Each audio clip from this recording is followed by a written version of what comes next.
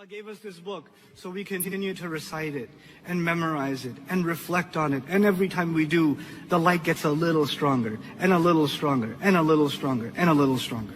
Allah is saying, if you keep this up, I will guide you all the way to my light. I will have you meet me. You can see my light one day. You can get to be in the company of Allah one day. يَهْدِ اللَّهُ لِنُورِهِ مَنْ يَشَاءُ وَيَضْرِبُ اللَّهُ الْأَمْثَالَ لِلنَّاسِ. Maybe we've been killing a light inside of ourselves. Maybe some of you really like to buy lamps and chandeliers and put up, nicer lighting inside your homes. And you love the stores and the restaurants that have beautiful lighting. But you know what? You and I need to worrying about lighting inside of ourselves a little more. But we need to revive the relationship of an entire family with the houses of Allah. We need to do this. This is critical. This is not just a side matter. Then on top of that, we need to revive the legacy of praying as a family. If you're not going to go to the masjid, at least pray as a family in your homes. Turn the light on and pray. Wake up your children for Fajr and pray. Some of you fathers, your children have never heard you reciting Quran. And that's a tragedy. And you say, I don't recite it properly. I don't care. You're not getting an ijazah in tajweed anytime soon. It's okay. Whatever you know, recite. Even that is light. It's not a floodlight. It's not a stadium light, but it's still light. It's still good. So Allah wants us to deeply reflect and think about the concept of light. To think about light. So I'll say a few things about light. If there is no light, then doesn't matter how beautiful the universe is, we see nothing. Doesn't matter if you and I have both eyes. Our eyes are useless without the presence of what? Light. Reality as we know it around us is actually irrelevant entirely. All we have around us then is darkness and nothing. And incidentally, we know now that light isn't just a means by which we can see. Light is a fundamental to life on this earth. Without light, you don't get plants. And without plants, you don't have life.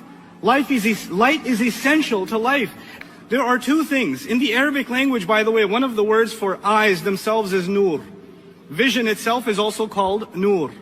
So in order for us to appreciate vision, to see reality around us, there are two things necessary. This light, the light inside of you, the light of your eyes, nurul ayn, and also you need light outside. A light inside and a light outside. If any one of those is missing, you're as good as blind. Isn't that clear? Is that simple enough for everybody? Okay. Now let's take it a step further. This is physical light. What I just talked about is physical light. But Allah is telling us something about spiritual light by making us think about physical light because they're similar. Now in the spiritual sense, there's a light inside of us. It's not here, it's here. There's a light Allah poured inside of us. When I was inside my mom's belly, then an angel was delivered to put some light inside of her. That would be something I would be pre-programmed with. All of you, the ruh is a form of light. That is inside of us. There's a light inside of us. But that light on its own can only see so much until there's what? Light on the outside, right? There has to be light on the outside. So now what is that light on the outside? Allah Azza wa Jal describes His book. He describes His book and He says, فَآمِنُوا بِاللَّهِ وَرَسُولِهِ وَالنُّورِ الَّذِي أَنزَلْنَا. Believe in Allah and His Messenger and the light that we've sent down. Just like there are two ingredients to physical light, there are two ingredients to spiritual light. The human being has a yearning inside of him and her. We have this light inside of us that wants something. It's looking for some kind of perfection because it came from a perfect source. So when revelation comes, when the word of Allah comes, when the teachings of His Prophet come, sallallahu alaihi wasallam, then they complete that light inside. And yet when Allah brings His light, when He brings the sun out, what happens? They say in Arabic, أَغْنَى الصَّبَاحَ عَنِ الْمِصْبَاحِ, that the lamp made the morning made the lamp irrelevant. Your light and my light, keeping the lights on in the morning, especially if you're Desi, you'd never do it actually. You don't even turn them on at nighttime. But anyway, you definitely wouldn't turn them on in the day. Because the sun's enough. Just open the window, move the curtains, the sunlight is enough. It'll light everything else up.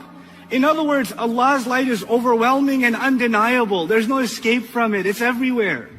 It's everywhere. Now Allah says, now the human being will be informed. What did He make a priority out of? And what did He put on the back burner? That's the translation I'll prefer here. Bima qaddama, what did He give priority to? What took taqdeem for Him? What was priority number one? What took precedence? وَمَا أَخَّرَ, and what could wait? What were the things that you put on the back burner? The crime of the human being isn't necessarily that he doesn't do a good deed. The human being says, it can wait.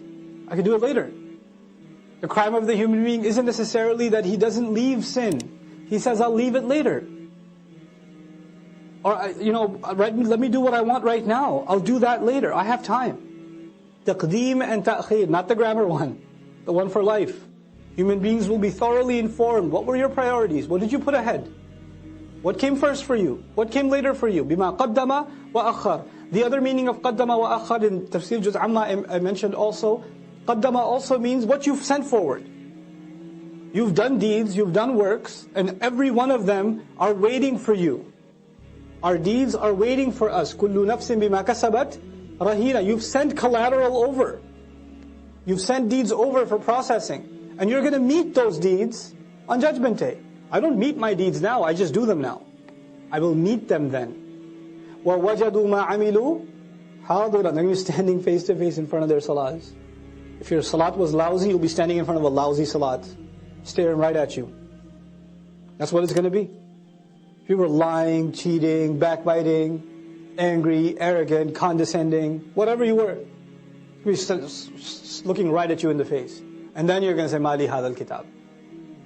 That's the reality of it. بِمَا قَدَّمَ وَأَخَّرَ. What did he make a priority out of? What did he put on the back burner? This is one of those life-transforming ayat.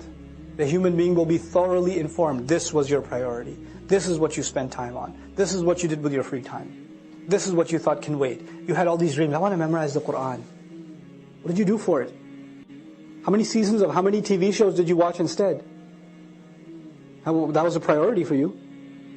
Well, you wanted to memorize, but it can wait though. Inshallah, one day, when my heart is purified, then I shall start. بِمَا قَدَّمَ وَأَخَّرَ بَلِ الْإِنسَانِ. No. Yes, on that day the human being will be given thorough news, but it's not like the human being's blind now. Rather, the case is that the human being, عَلَى نَفْسِهِ, against his own self, basira, is fully insightful. There is one person that knows so much about you, and nobody else knows about you. And besides Allah, and that's you. You have an insight into who you are, what your flaws are, what your limitations are, what your capabilities are, what your strengths are, what your weaknesses are, what opportunities you avail, what opportunities you get lazy about. You know that about yourself more than anybody else. And you and I decide to lie to ourselves. We just decide we're not going to have an honest conversation with ourselves, and about ourselves with Allah. We don't want to have that honest conversation. For some people, all they want at the end of their life, what is success to them? Maybe I'll own a house. That's success for them. Maybe if I have this much money, that means I have success. Maybe if I got married to this one or that one, maybe that means I have success. But I go back to what I started with. There are some people who are happy with doing just the minimum. Just the minimum. But I'm here to tell you, the young people in the audience today, Allah has blessed you, and I'm telling you, He expects great things from you. He does not expect the minimum from you. There are so many Muslims, the only thing left of Islam is their name. That's the only thing left. They don't care about salat, they don't care about halal and haram. They're far from this deen. What can I do to further this deen? What can I do I shouldn't just be happy that so many people come and attend Jumu'ah. Does that mean everybody's heart is clean? Does that mean that we don't need any more reminder? Is that what that means? Or are there evils in our society? Are there youth that are turning towards drugs? Are there young people that are just living their life for no purpose? All they do is play video games and watch movies and go to sleep. And if you ask them for a purpose, they say, I want to graduate and get a job. Is that a goal? Get a job? Allah gave us such higher goals. Your job itself is a means to a higher end. But you know what? We are living in strange times. The people who need the da'wah the most today are the Muslims themselves.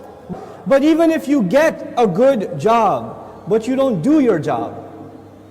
You got the job, but you show up late every day. You got the job, but you don't finish any projects.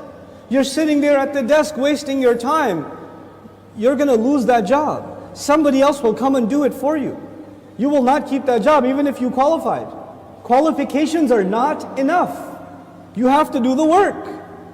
Allah Azza wa Jal is keep giving all of us, He's already qualified us. We are people of La ilaha illallah. We are already qualified.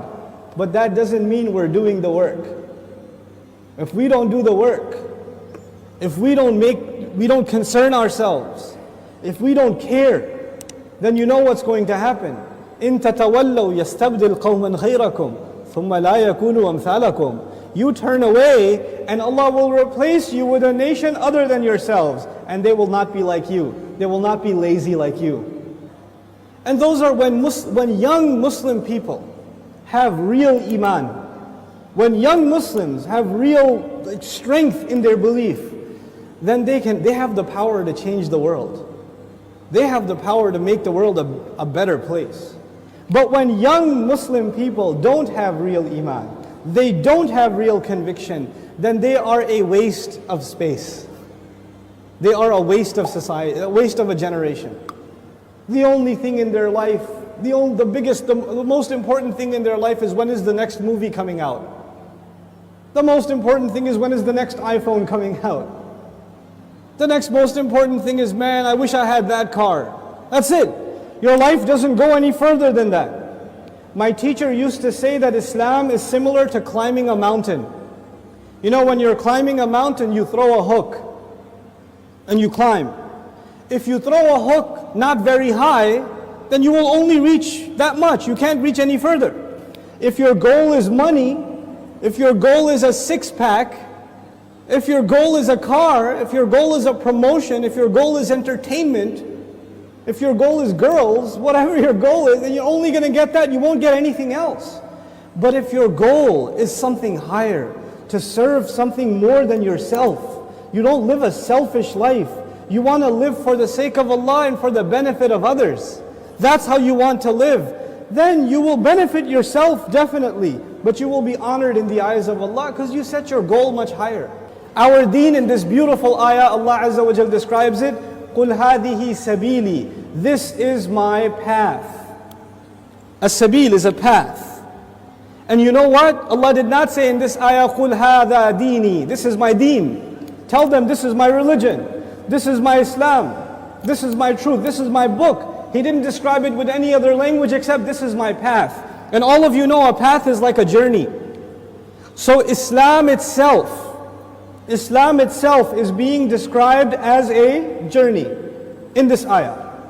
What does that mean? That means in any journey you have to make progress, right? So even if you take one step, you are more closer to your destination than the day before or the step before. Every single moment you are making progress in a journey. And in this ayah, Allah's Messenger says, sallallahu alaihi wasallam, this religion of mine and this religion of yours and ours, Islam, is a journey, which means I am supposed to do something more for this deen than I did yesterday. And I'm supposed to do more tomorrow and more tomorrow and more tomorrow. I'm supposed to